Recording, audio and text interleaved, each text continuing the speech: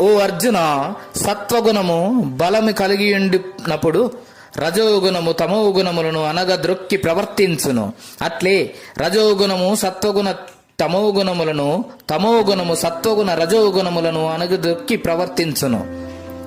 సత్వాది త్రిగుణములందును ఎయ్యది జీవుని అధికముగా నుండును, అది తక్కిన వానిని అనగద్రొక్కి వర్తించుచుండును. కావున సాధకుడు మొట్టమొదట సత్వగుణమును బాగుగా నభ్యసించి దానిచే రజోగుణ తమోగుణములను తొక్కి వైచి ఆ పిదప సత్వగుణమును కూడా దాటి నిర్గుణ పరమాత్మ స్థానమును చేరవలయును.